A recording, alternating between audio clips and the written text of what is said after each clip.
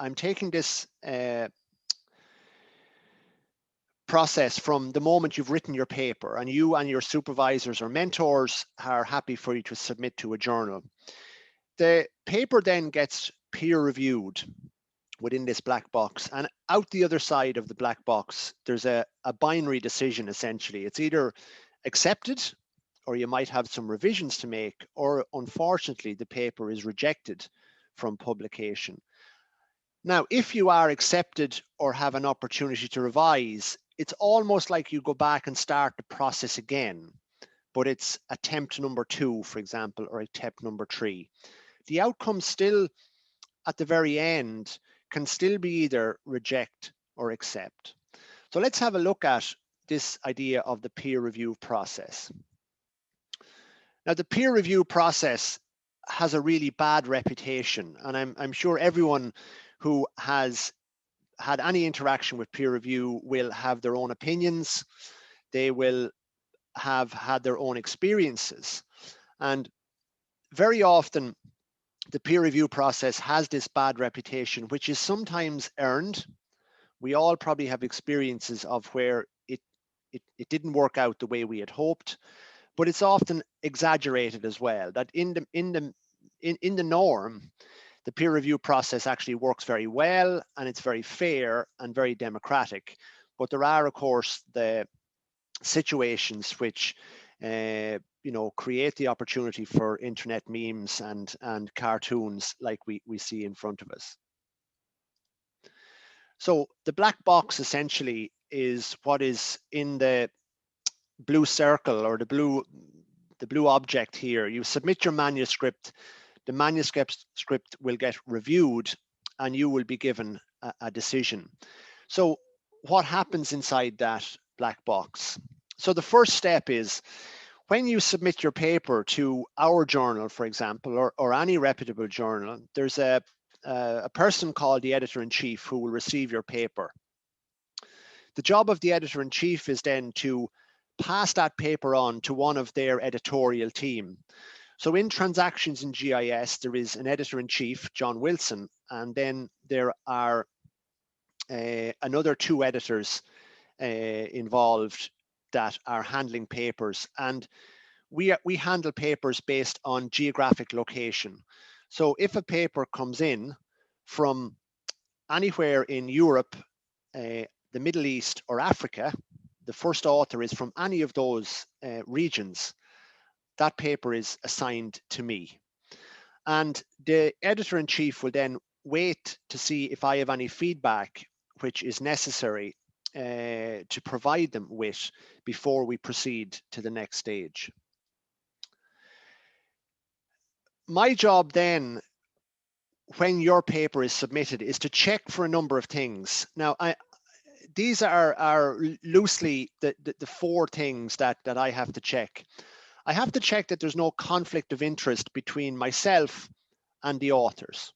So for example, if Nick and James were to write a paper and submit to me here, there's a possible conflict of interest there, because I know both of the authors very well and have worked with them on several projects like this. I also would have to see if the paper aligns to the themes of the journal. Is it suitable for our journal? Is it the right standard to proceed to peer review?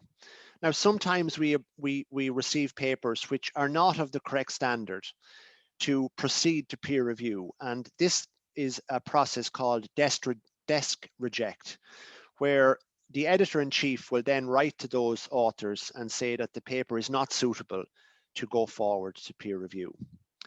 There's also an onus on me to try and check that the paper has not been published anywhere else. Now, obviously, that's a real needle in a haystack type problem, to find out on that huge internet that the paper is not anywhere else. It's very unlikely, but it needs to be checked. Now, this is not to scare you about this process. 9 out of 10 papers go straight to peer review without any problem at all. So it's very unlikely that you will hit any of these problems in the process. The next stage then is a stage which can take a number of weeks, believe it or not. And this is a job for me to find at least 3 independent experts anywhere in the world that have a number of characteristics. Those reviewers would need to be academics or researchers or otherwise who have expertise about your paper subject. There shouldn't be any direct, at least very explicit, conflict of interest connections with you or the co-authors. So for example, if Abigail submitted a paper and I asked James to do the review, there's an obvious conflict of interest there because we've a supervisor and an author, or a supervisor and student relationship, if I'm correct about that. There's also a very important thing, and it's been more important over the last year than anything, is if the reviewers have the time, the energy, and the availability to actually review your paper. Reviewing a paper takes quite an amount of time. And as we know, everyone is very, very busy with all of our additional work during these times, but also many reviewers are already very busy with the review process. So then we sit back and wait in the editorial office.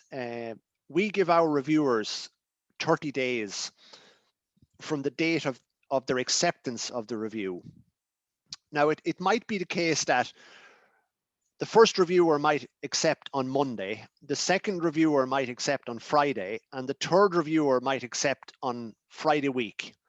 So remember, those 30 days are starting at different stages in the process. There can be other delays where a reviewer that we would like to review the paper might say, I have a very important deadline in 2 weeks' time, but I can review your paper after that. And very often we are very flexible about that because we try to find the most suitable people available that are willing to do your review. So you should remember that a review stage could take about 6 to 10 weeks. And we are willing to work with the reviewers, even if it means delaying the process a bit for you, to ensure that we get the highest quality reviews back. So then the reviews come back to my desk and I have to make a decision. Now, apologies for my color scheme over here. I'm just trying to show that there's, in our journal, as is the case in many, many journals, there's 5 decisions that can be made. Your paper could be accepted immediately. You could have minor revisions, and we'll talk about these in a moment, major revisions. There could be the negative result where you're asked to maybe suggest the submission to another outlet and the paper is rejected from our journal, or there's an outright reject. Now, this is the most difficult part of my job because what I must do is balance my own expertise in the area, the recommendations that the reviewers have given me, the hard work that the authors have put into the paper, and also the fact that if this is a revised paper, I want to try and get the same reviewers to look over the paper so we have some consistency. So this can take a number of days and maybe weeks because it's often a case where I have to look in real deep detail at what the reviewers have suggested and how I balance all of those factors up to make a decision based on one of the 5 options here. When the decision is made, it's my job then to communicate the results directly to you. Now, normally these are communicated by an automatic system, but what I always try to do is add some personalized comments or suggestions in that email so that it's not just a computer generated email that is giving you very good news, not so good, or very bad news, that you are getting some context behind it. Why do I do this? You'll all experience this or may have already, that the result of the review process can be an emotional time for authors. It can be stressful or it can be deliriously happy. And we as editors are very aware of this because we've experienced this ourselves in our own careers. Certainly my first journal submission was a really negative result for the review process. So it took me a while to be able to cope with the result that I'd got. The next steps then are based on the result. If it's acceptance, this is great news, congratulations. And at this point, I will be handing you over to the publication team. So you're finished with the editors of the journal at this point. If it's minor, you might have some small corrections or revisions to do. And I might ask you to do these within a specific time, maybe 1 month, for example. Major revisions is where you have to make a substantial change to your journal article, and this may take a number of weeks or months. And this may require you to plan very carefully about how you do this. And then rejection, which does happen, unfortunately, will conclude the process also. There will be review results returned to you, and hopefully these will be useful in revising your paper in the future. So something I'd want to say to you if you're not experienced in this process is don't be afraid of the editor. As you can see, I'm quite a normal human being. I'm not the troll that's living under the bridge here. If you have doubts about submission beforehand, send me an email. If you're confused by what the reviewers are telling you, if you're annoyed, if you're angry about them, email me and I can talk to you about it. And if you want just some overall information, email me. We're here to support you, the authors, as much as we support our reviewers. The indicative timeline, and this is different for every paper submitted because there are so many factors. But if you submit to a journal like ours, you're probably looking at 60 to 70 days, including weekends and things like that, before you would get the result. That is not uncommon for this to be a 2 or 3 month process because, as I've said, a number of steps have to be undertaken. Reviewers are central to this process, that it's a very major task of work, and it's also a major esteem indicator, and it can be a very proud moment for an early career researcher to be asked to review a paper. And there's many reasons people get involved in the review process, and probably the most common reason is that wanting to help the community and help the research process. So finally, just to finish, some little tips, and I'll go through these quite quickly. Before you submit your paper, try to create your paper as close to journal guidelines as possible. Get your referencing, your figure captions, your formatting right, and have someone proofread your paper, even if you're a native English speaker. You'd be very surprised how these issues frustrate reviewers when they are doing the review process. Major stumbling blocks in papers are, and this is what causes major revisions or rejection, is: have you a clear research question? Have you clearly outlined your methodology? Have you made sure your literature is up to date? There's no point submitting a paper today and your latest reference is 2016. That does not show that your paper is up to date. And don't submit overly long manuscripts. You will be asked to reduce them, regardless of the fact that most of these are digital papers today. And I've just one line here for early career researchers. Be prepared to publish in many ways. Journals are one way, conferences, blogs, invited articles, etc. But don't be afraid to make mistakes in the publishing process. We all have, and this is how we learn and improve our research. So thanks for listening. I wish you the very best of luck in your publishing endeavors in the future. Certainly, I look forward to receiving your manuscripts at Transactions in GIS. And hopefully, if you're interested, inviting many of you as reviewers in the future as experts in your own area. So my email is there. I think we have a little number of minutes for some questions and comments. Thanks very much, Peter. Yeah, we have around 5 minutes for questions if anybody has any. Nick, are we popping them in the chat? Yeah, questions in the chat. While people type, can you mention anything about non-reputable journals, Peter? So I need to be careful what I say about non-reputable journals. I suppose what I mean by non-reputable journals is that these would be journals which have a peer review process that is very different to the one that I have outlined. So for example, this might be a journal which has little or no peer review process. It may be a journal that offers you to publish a paper within some time frame, like 15 or 20 days, which as you see there is a little bit unrealistic. There also may be unreputable journals which simply ask you to submit a paper and it will be passed by the editor only or something like that, and maybe you then might pay a fee.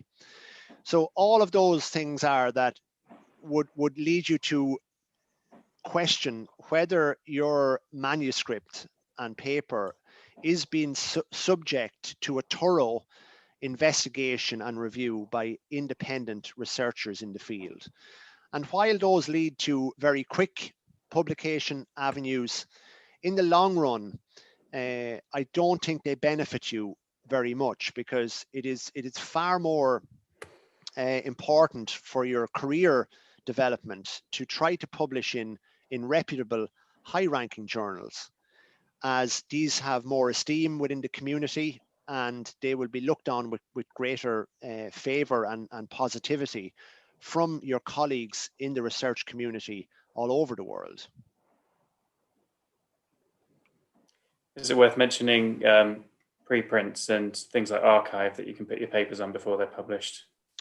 Yeah, I think this is something that's becoming very important at the moment. So for those who don't understand the concept of a preprint or an archive, very often this publication process I've shown, which to the first decision could take maybe 90 days, and in some journals can take much longer, that often delays the publication and the impact that research can have.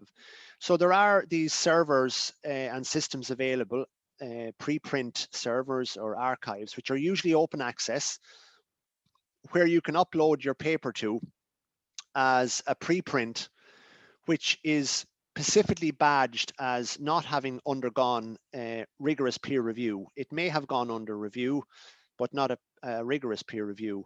And that research paper then is available for public consumption by your colleagues, by your networks, etc., and the general public. But that also gives you the flexibility for most journals to still go through the official journal route, where you would go through the process I've outlined and then finally have your paper published within a journal such as ours.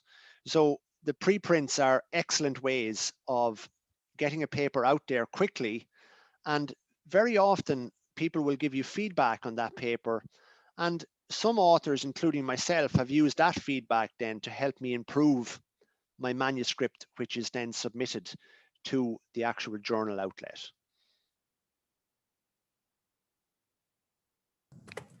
Thanks, Peter.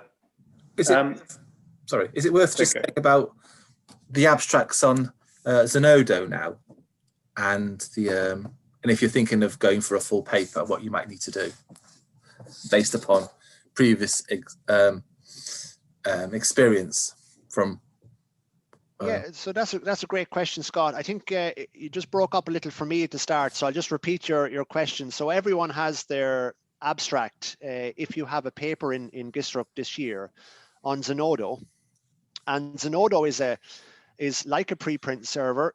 It's available as an open access way of sharing things like abstracts, papers, etc. And I think the next step for you as an author of that paper or a co-author is, I suppose there is an opportunity now for you to extend your work and expand on that paper and consider a journal such as Transactions in GIS as an outlet. And I suppose the next steps would be, firstly, to take note of any comments or questions you get on your paper from the audience when you present your paper during the week. The second would be any networked feedback you get during the conference as well online. And then discussions that you would have with your supervisors and your co-authors and your mentors. And then maybe to develop a plan to say, okay, maybe over the next 3 to 6 months, I'm going to do some additional experiments or additional research. I'm going to expand my abstract article from GISRUK into a full manuscript, And then maybe, for example, by the beginning of semester 1 in the autumn, I'll submit to a journal such as Transactions in GIS or International Journal of GIS. And that will have almost closed the loop there on a piece of research that was presented and published at a conference and has then been expanded and extended upon to be considered for journal publication. Thanks, Peter. That's some really good advice. So, yeah, we've come up to the end of that slot. So thanks again, Peter. I think so we can keep to time. I'll pass straight over to Scott, who's going to talk about interdisciplinary research. Okay, thanks, James. I'm going to share my screen. Can you see that okay? Yeah, looks good. Great. Okay, yeah, so I'm going to give a quick talk on interdisciplinary research. This will be from an academic perspective, because I'm one of the classic people who started university when I was 18 and never left. So I can only do from that perspective, although I will, where possible, talk about interdisciplinary research in sort of public and private sector. So yeah, you've probably heard from me. I'm the host of GISRUK this year. I'm a professor of GIS in the School of Geography and Planning at Cardiff University. And I also work for something called WISERD, which is the Welsh Institute of Social Economic Research and Data, which is an interdisciplinary inter-institutional research centre that's been going for over 10 years, funded by the SRC and the Welsh Government. And I'm going to be talking about it in a while, because a lot of the research, interdisciplinary research I've been doing over the last few years has come through WISERD. So I've been reflecting on this for a while, and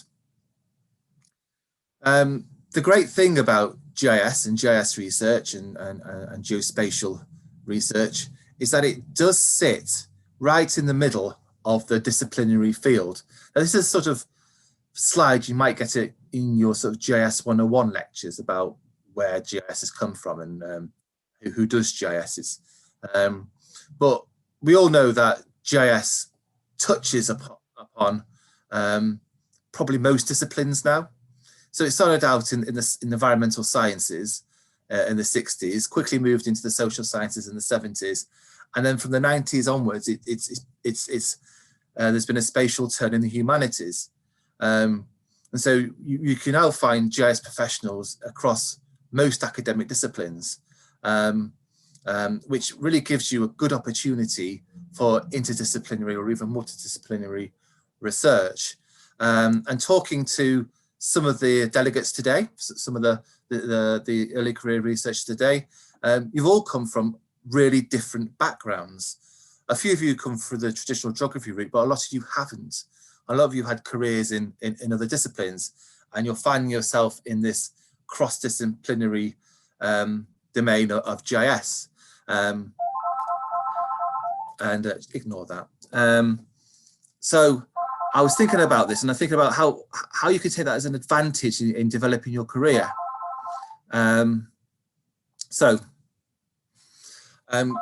Going back to what other people have said this morning, so Charles Thompson was talking about how valuable geospatial analysis and geospatial reasoning is, and it is valuable. It's a really valuable skill set.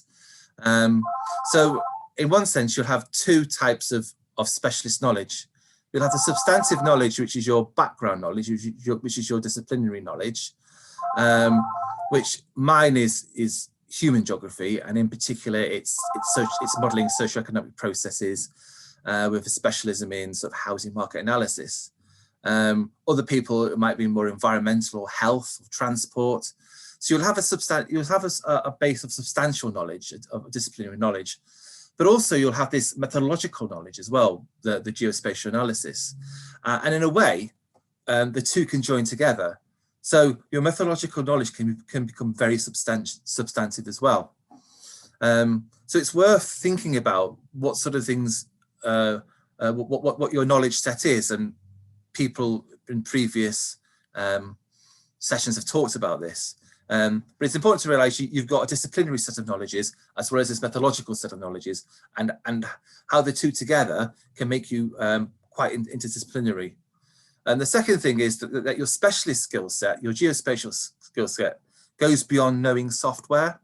So people talk about, I want to know ArcGIS, or I want to know QGIS. Well, we all know that actually GIS is not just a piece of software, in the same way that statistics isn't just SPSS.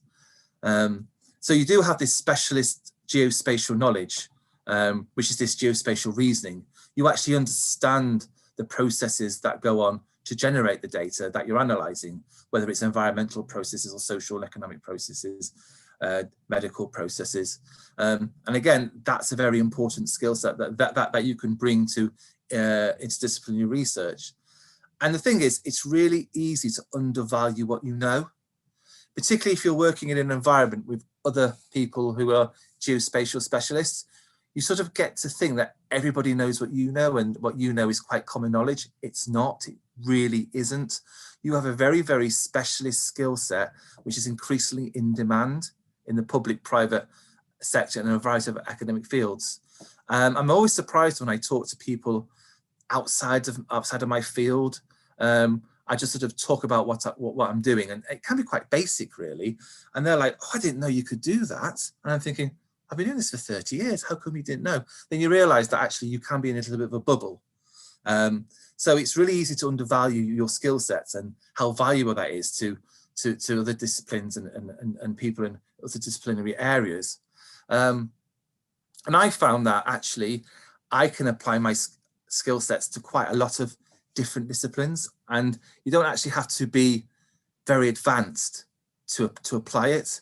So I found during my career that mapping, particularly cartographic mapping, is a gateway into different projects, and it's a gateway into different disciplines, because most people are aware of what mapping is. They might not know about buffer zones or overlays or all those proximity analysis, viewshed analysis, etc. But most people have come across maps of mapping, and they sort of understand it. And it's like the gateway into talking to people about their projects and actually getting involved in their projects. So I bet, quite often I'm approached by people going, "Oh, you do maps, don't you? And you do some mapping." And I talk to them about it, and I realised that actually what they want to do could go well beyond mapping. It could go well into, you could do a lot of stuff, and they just don't know about that. They don't realise what they can do with their research because they haven't come across, they're not familiar with the field. So mapping, I always find, is a very good way into talking to people from different disciplinary backgrounds who actually could really benefit from your skills in geospatial analysis. But also you get approached because you've got people who actually understand GIS. A lot of the problems and a lot of the research I've been involved with has been dealing with what's called wicked problems. These problems where one discipline or one approach just won't solve it. You need to have a team of interdisciplinary researchers from a variety of backgrounds. And you end up working on really big projects. And the nice thing about the geospatial discipline is that it does cut across these other disciplines, these other disciplinary areas. So you can end up sitting quite in the center of a project, even if you're just doing your own little bit. So, I mean, the example of wicked problems are things like obvious ones like climate change, which is quite broad in itself, but even smaller aspects of climate change, such as flooding. Flooding would cut across everything from engineering all the way through to fluvial and fluvial geomorphology, all the way through to people's perceptions of flooding and flood risk and psychology, and planning and policy making. And as a sort of geospatial expert, you could actually sit quite in the middle of all that. Health problems are another sort of wicked problem as well. So quite often, the most pressing social environmental problems need interdisciplinary researchers, and quite often having the skills in geospatial analysis and spatial reasoning means you can fit actually right in the center of those problems. But how do you actually get into that? How do you actually from the start get involved in these sort of projects? I've always been aware that actually being a GIS person gives you brilliant opportunities to work with people in other disciplines, and I enjoy working with people in other disciplines. I prefer, I think I've worked more with people outside of my department than inside of my department over the years, and in other institutions than within Cardiff. I've always been very interdisciplinary, and I've been quite proactive about it. Being proactive about approaching people in conferences, for instance, or in a variety of seminars and meetings, and just basically making people aware of what I do. One of the key things is as well is to realise that what's cutting edge, what is quite basic within what you're doing in the sort of GIS field could be cutting edge somewhere else. So GIS innovation in our field is different. Is different what GIS innovation might be in another field. So, for instance, in the digital humanities, GIS innovation is actually mapping, doing mapping and basic spatial analysis, stuff that we were doing 40 years ago in geography is extremely innovative in history, archaeology, English literature. There's lots of disciplines now who are turning to sort of GIS skills, but they don't need a lot of GIS skills to be innovative, and you don't need to have a very, to be innovative in terms of what we think is innovative. And there's also quite a lot of money out there as well for what we would think would be quite basic stuff. So actually, I have found in the past I've been quite productive with working people outside of the traditional GIS and geography disciplines, particularly because then you can help scope out their research, because they're coming from a very low position of understanding what can be done. One thing to do is to learn how to communicate with the non-experts. So somebody who wouldn't know what a buffer zone was, somebody who doesn't know what projection system is, or network analysis. So you need to sort of be able to modify your language and talk about it in very general terms. I mean, the non-experts also got to be quite intelligent if it's within academia, I hope. But actually, it's been able to talk to people and learn how to talk to people about what you do in a very sort of vernacular language as opposed to academic language. And so it's the ability to sort of communicate. And this is a real skill, actually, particularly interdisciplinary research, being able to talk to people from different disciplines. Because we all use our own sets of languages and we also use our own terminology.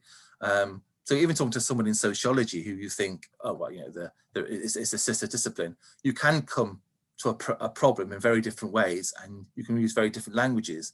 So you just have to be aware when you're undertaking interdisciplinary research, is not to be too technical and to think of different ways of explaining stuff. You also have to manage expectations of what you can do and what you can't do within a particular time frame. So what we're very good at, I think, is we're very good at data, because spatial data, historically and even now, is always has particular characteristics of being voluminous, complex, messy, available at different spatial scales. It's not like an economist where their data tends to be really nice and you can download it. So we're quite used to handling data, big data, solving data problems. So we know what can and can't be done within particular time frames. So even if data exists, it doesn't mean it's going to be easy to use. So it's about making other people understanding what's involved in terms of geospatial analysis and geospatial research, even if data exists. So I think Sam Jones gave a good example before in the careers about mapping ECR data, the energy certificate data for properties. The data exists, you can download it, but then you have to link it to a address point, and that can take a long time. So it's about managing expectations, and a lot of the stuff I do is actually helping people understand what they can and can't do within a particular time frame. Also, it depends where you are in your career. When I first started out, I was a doer. So you got yourself involved in a project and you'd actually do that bit of the project, that bit of the GIS. But as you go on, and Bruce has talked about this, you become more of a manager. in the later stages, where you actually help develop project ideas, and you actually start writing joint bids, and you actually have an input at that point, and you sort of manage projects, which means you need to bring your own team on board. So there's a difference between the doer in terms of interdisciplinary research. As you go through it, you might do less and less of the interesting stuff actually, and you end up doing more of the sort of management stuff, which can be interesting in its own right, but it's not quite the same.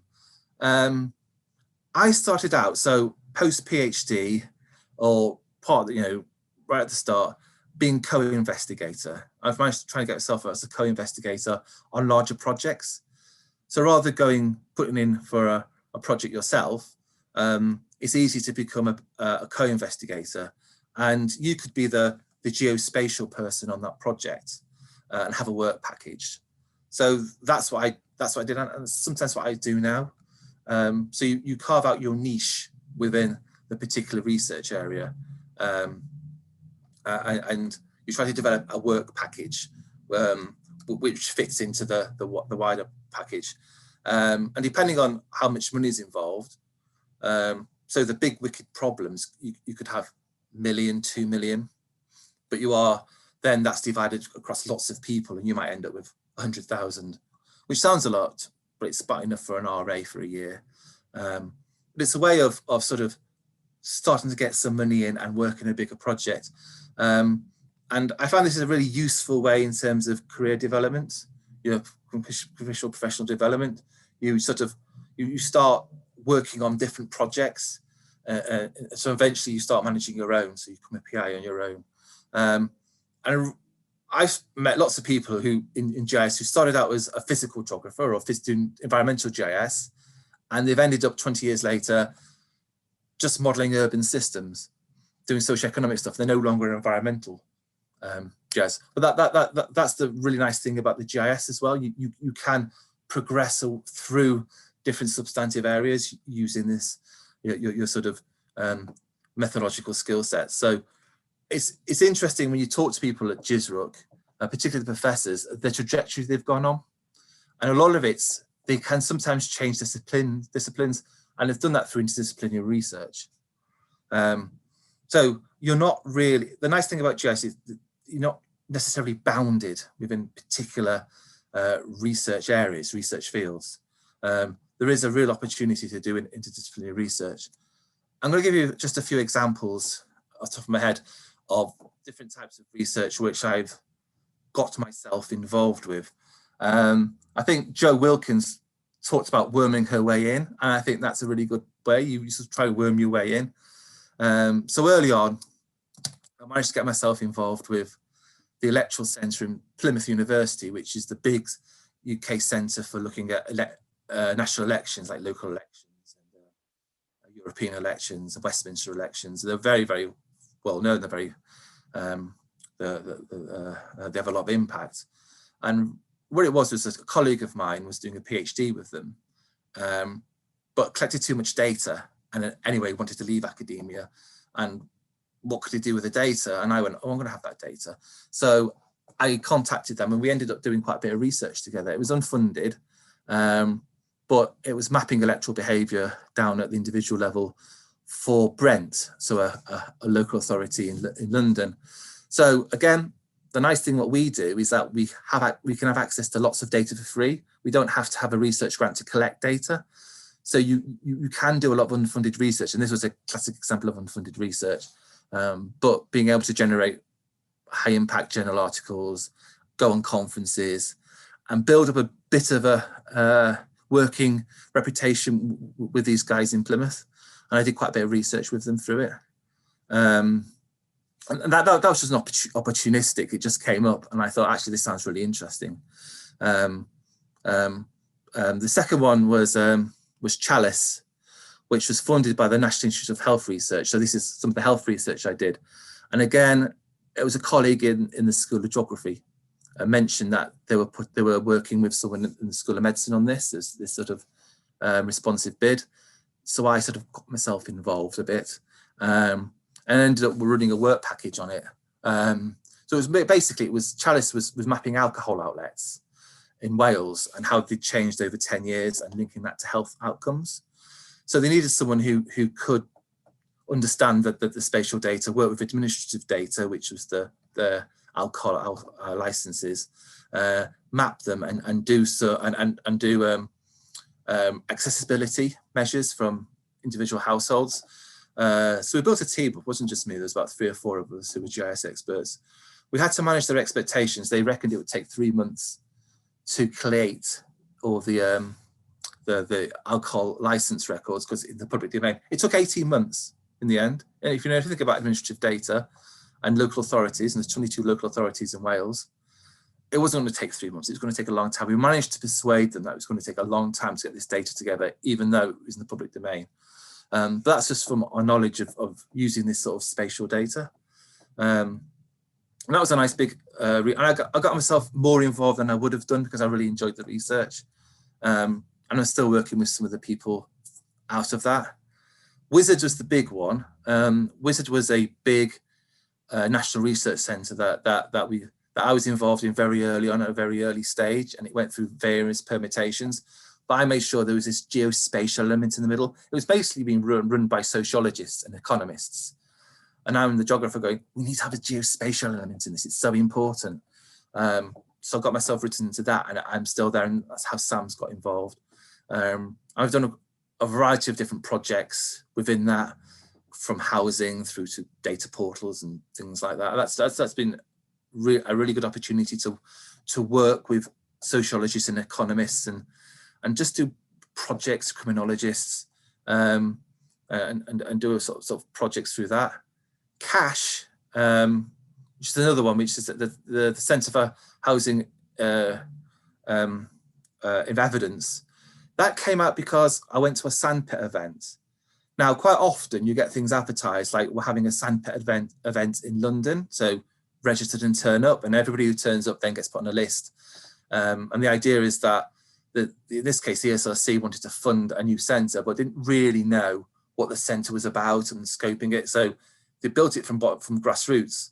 So I went along because I thought, I'm going to take a day off, go to London and just get myself involved and see what happens. And what happened was I was sitting, we're all put around tables and just chatting to people like from different disciplines. And I got an email going, are you in the room? I've read your work previously, but we've never met. I'm on table 4. Went to table 4 and met the person. We ended up chatting, and a few of us went down the pub afterwards, and we scoped out what we wanted from the research centre, and that went through and eventually got the funding. So that sort of networking is very important. Networking at conferences, but these sort of sandpit events, going down the pub, those sort of places and spaces are quite, and selling yourself in those sort of places and spaces are a very good way of joining research groups and interdisciplinary research groups.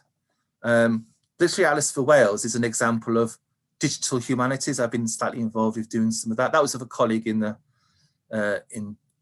geography, who we developed some sort of methodological innovations through WISERD. And he basically ended up getting quite a lot of HLC money to develop this literary atlas. So it was very much English literature, Welsh literature, working and doing walking tours and things, but there was a very big sort of qualitative GIS element in that, which I thought was really interesting. So it was talking with colleagues and sort of saying, have you thought of doing this, sort of that, and working with them on little projects. And finally, understanding Welsh places, which is something I'm working on at the moment, which is funded by the Carnegie Trust and Welsh Government. And basically, WISERD was approached to do this. So I've been project managing it, and Sam, who you met before, has been working on it. And this is all dashboard stuff. So everyone's into dashboards at the moment. So it's a very much dashboardy thing. But I brought in colleagues from other universities to help. So Richard Kingston helped, and a few others. And again, it's building those connections. And now I'm working with Richard Kingston on something else to do with dashboards.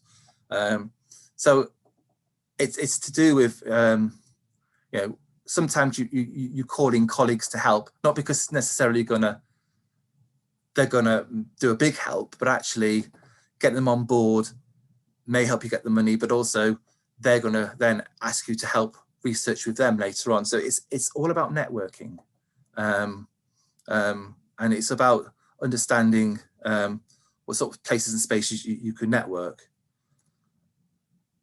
Interdisciplinary research, there's lots of issues over the years. As I said, a major one is language and communication. Different disciplines use different languages. GIS, we've got a very, very particular language, which is evolving. So it's being able to talk to people in a very, intelligent people in a very vernacular way to communicate your problems. It's also making people understand what the scope and scale of the problems are. So I'll get the example of the chalice one, where there was a big underestimation of how long it would take to assemble the data by non-GIS experts. And so it's being able to sort of, in a group, make your voice heard and say, look, I understand, I do know, I'm the expert here, and it's going to take a lot longer because of this.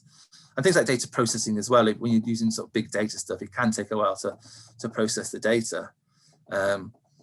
So it's when working in different teams, it's actually making people understand what the ramifications of the research is. And it's actually understanding that. So understand that people might not know what you're talking about. Again, you might be you're undervaluing what you know. That what you know is quite specialist. You also end up in the center of a project. I found if you do the geospatial stuff, you end up cross-cutting lots of different parts of a big project. So you end up talking to lots of people. I quite like that, actually. I quite like that sort of collaboration. So you end up going to lots of meetings, but you end up sort of knowing what different parts of the projects are, because you tend to feed into lots of bits of it. Losing your staff, sad face. Yes, universities aren't very good at retaining good staff, good geospatial people. So you build up a team, and then you lose them. You've got to start again. The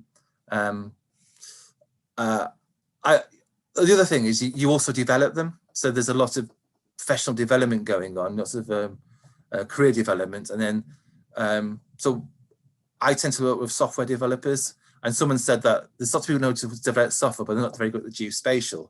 So you end up bringing in software developers, you develop the geospatial skills, and then they become highly employable, and you lose them. And the university don't do anything to try and keep them. So losing your staff is also an issue, particularly since I'm at the stage now where some of the stuff I can't do. I'm now managing the projects. I can do a little bit of dashboards or a little bit of programming, but actually I need people to do work for me on it. And finally, in sort of academic sense, it's getting published in non-GIS orientated journals. So if you're working in a different field, history, English literature, whatever, it's trying to get published in that field when you've done a sort of a GIS project. And quite often it is talking a different language, changing the language, realizing that your approach epistemologically might not fit that journal. So it's sort of tweaking it. So in terms of an academic, getting published is important, but it can be harder to get published in journals when you're doing when you're in collaborative research, journals which aren't really used to GIS or even spatial thinking. So there is a bit of a risk, that is. I mean, the nice thing about a lot of the geography journals is that they're quite interdisciplinary anyway. But when you're working with interdisciplinary researchers, they want to publish in their journal. So it's a way of thinking about how you write and what you publish. And quite often it doesn't have to be highly innovative, what you think is highly innovative, to be innovative in that journal. So sometimes you have to sort of manage your own expectations and think, actually, it's only about mapping, a little bit of analysis, but that's going to be in a really good journal in that discipline. So I think I'll leave it there, and I'll be open for questions. Thanks, Scott. Are there any quick questions for Scott? We're running a little bit behind time.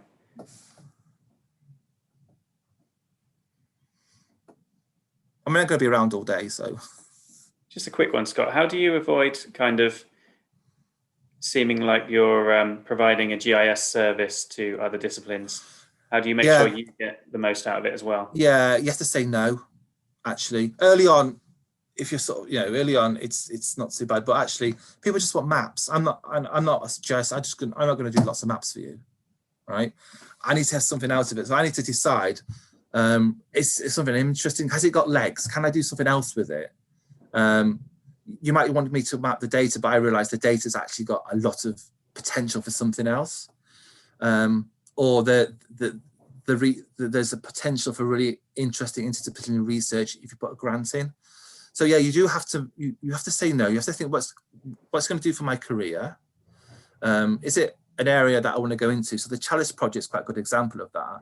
It was something I quite quickly realized that it's something I wanted to do and get more into the health side of it. It was a really interesting policy angle as well. Yeah,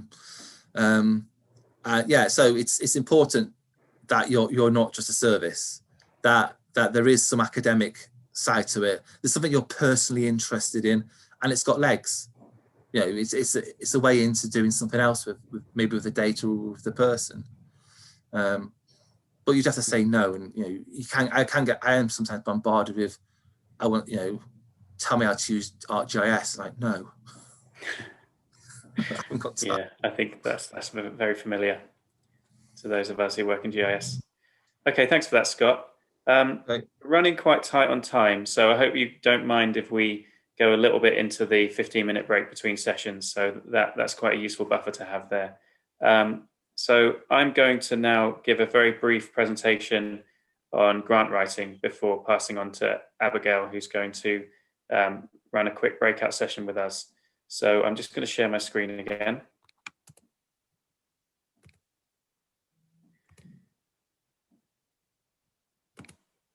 Okay, hopefully you can all see that in full screen mode.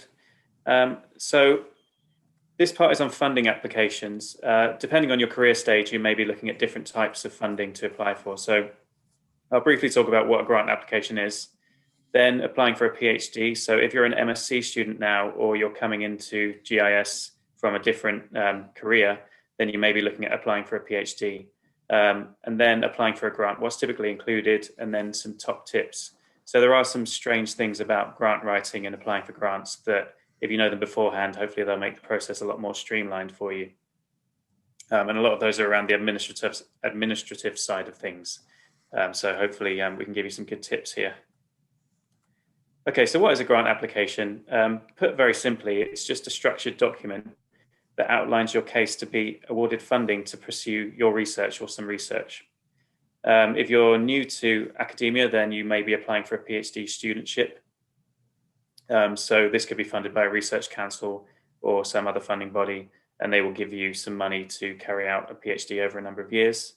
If you're coming towards the end of your PhD, then you'll probably be looking at fellowships. These are very much focused on the individual. So you'll put forward your case as an individual, excellent researcher, and you'll try and secure funding to build your own academic career. This might just fund you to work in a university, maybe with your current supervisor, or it may fund you to start building a research team, so you may be able to employ some staff. And the most common form of grant application is a research grant. So there's various ways in which these work, but typically you would work with a number of partners, maybe in your university or in other universities. You'll build a project, and as Scott mentioned in his presentation, you'll put together some work packages, you'll come up with a plan of work, and you'll do that over a number of years, typically between, say, 2 and 5 years. Okay, so I'm going to start with applying for a PhD. This depends very much on which PhD you're applying for, but I'm going to give you some tips if you're at the very beginning of this stage. So the first thing I would say is write a proposal. If you're very interested in doing a PhD, then the first thing to do is think about what you want to study and write a proposal. While you're doing this, it's a very good idea to identify a potential supervisor. And the reason for this is because, 1, they can help you to develop the proposal. 2, they'll know whether what you're proposing is completely naive or whether it's a real novel research gap. And I think that's one of the most difficult things for, say, an MSc student to understand is, where is that gap in the literature? I guess if you are an MSc student now, you're probably at the stage where you're going into your summer project. So hopefully you've picked something you're interested in there, and you've got a supervisor who you can build a strong relationship with. The time to start talking about PhDs is now, or even that time has even passed. You should be talking to them now seeing whether there's something that you can develop, maybe based on the project you're doing over the summer, or maybe on something completely different. And this feeds into the next point. So if you have a proposal already prepared, whether or not you know where you're going to put it or what you're going to do with it, it really helps, because there are scholarship calls coming out all the time. And from an academic point of view, these sometimes come out with a very short deadline. So we had one, an internal UCL funding call came out about a week ago with a deadline of the end of April. If you have a proposal prepared and you have already been talking to a supervisor within that institution, then getting that proposal together is a much smoother process. And I would say it's very difficult to start from scratch and come up with a viable research proposal within a month or so. So you have to be taking those steps proactively. The other thing you can do is apply to doctoral training centres. So these are typically several year programs with a certain amount of money to fund a certain amount of studentships each year. And these usually involve an MRes, which is basically like a kind of research focused MSc in the first year.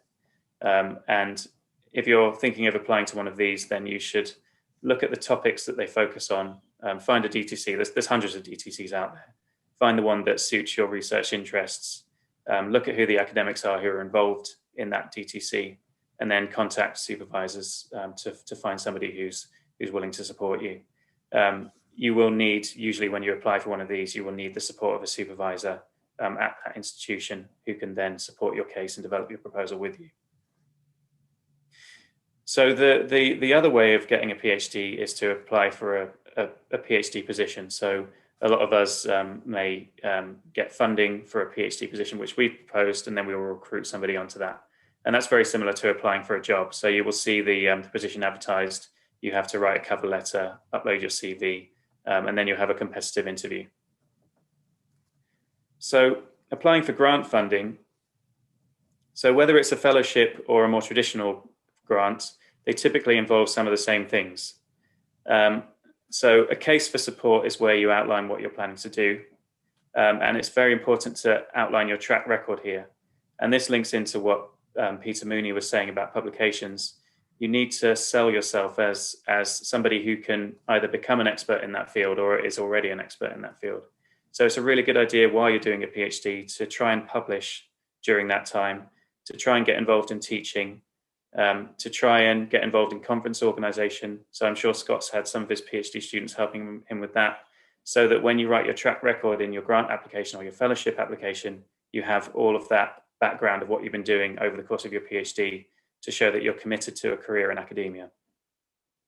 You need a work plan. So whether this is for a grant proposal or a PhD proposal, it really looks good when you've got a Gantt chart or a really detailed work plan of what you plan to do over the years of your PhD. You may think, oh, it's a PhD, I don't know what I'm going to do yet. I don't even know what my topic is going to be. But the way that things are with funding these days, you very much have to demonstrate impact. You have to demonstrate that you're going to be using usually public funds wisely. So you have to have a very clear plan of what you're going to do. And again, that links into identifying a supervisor. If you have a supervisor to help you with that, they'll most likely have written these kinds of things before, and they'll be able to support you.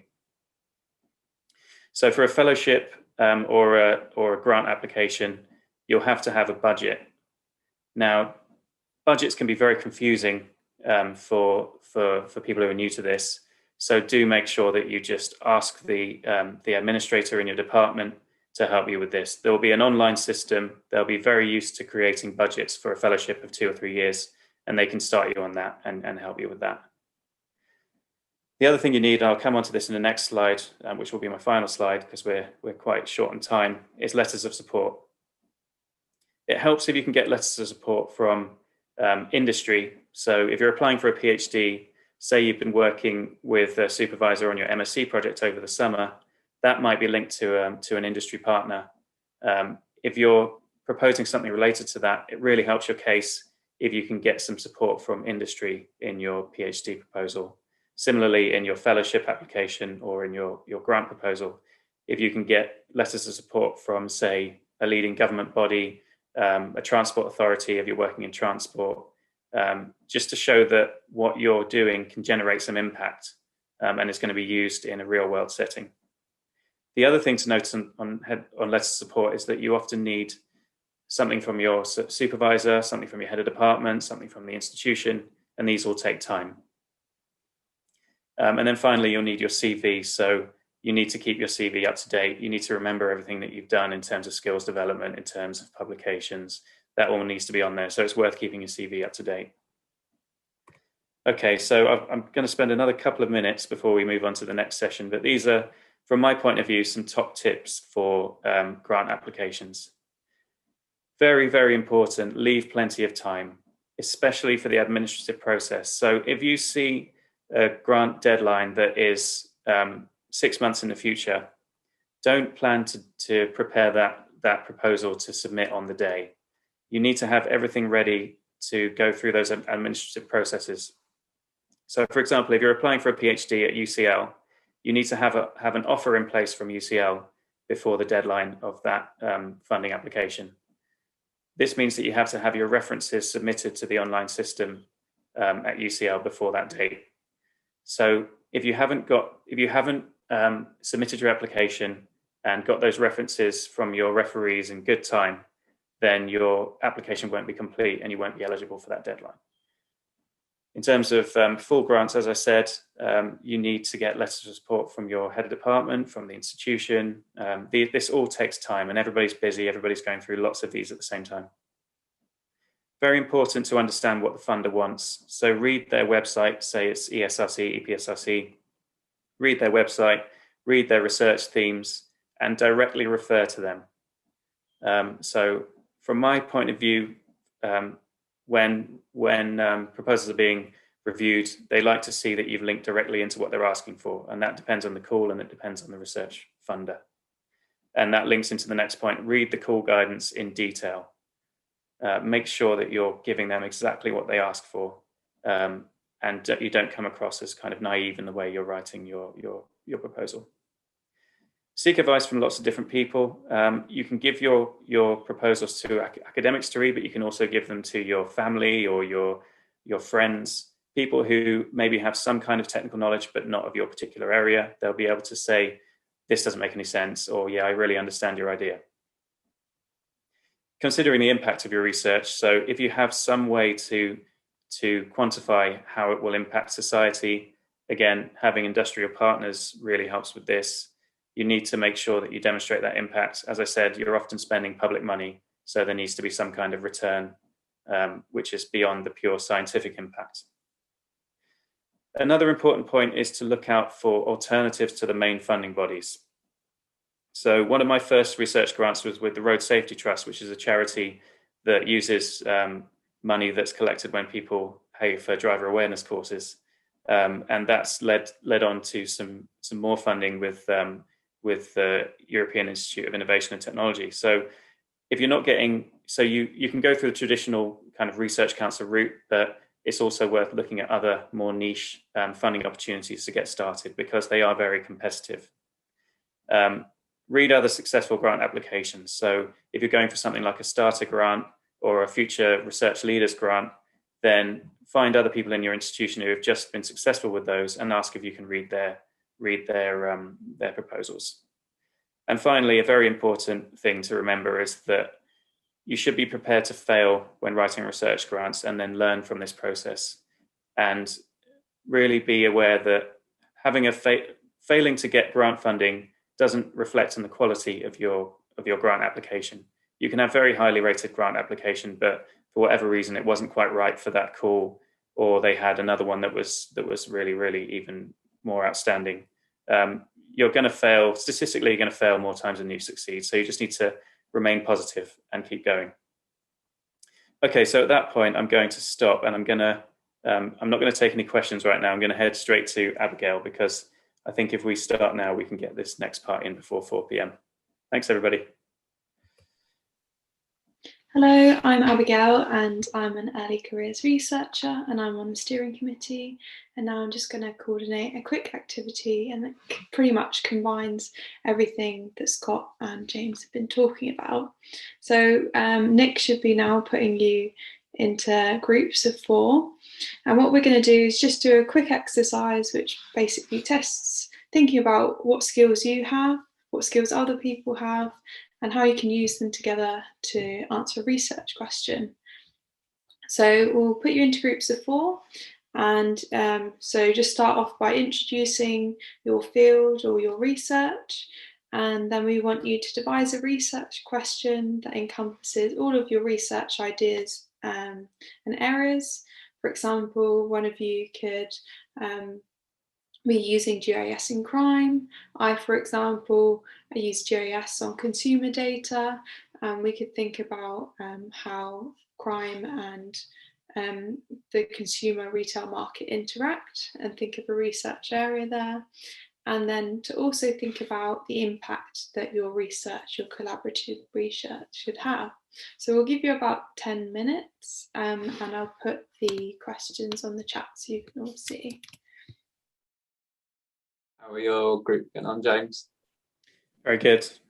Have you closed the breakout rooms now? Yeah, everyone's just excellent. Yes, there's a really good discussion going on in my room, but Abby, go on. I want you to I was going to say, welcome back. Yeah, it's really interesting, especially in the breakout room that I was in. Really, really far away disciplines, it seemed, but we managed to find some overlap between all. So has anyone come up with a research question from your group? So would you like to post it on the chat? I know 10 minutes is a very short period of time to come up with a grand idea. The group I was in was talking about actually doing it, so we'll see how that develops. Oh wow, I might see a paper in a while. Yeah. Yeah, please do it and bring it to next year's GISRUK. Yeah. Yeah. I think this exercise kind of shows that it doesn't take much to get those ideas flowing when you get a group of people in a room who come from different backgrounds, and you can very quickly start to generate something that actually might be viable. So that's what you would get out of an in-person GISRUK conference. So hopefully you can get something similar from this. If you don't mind, I'm going to summarize now because we're coming right to the end of our overtime.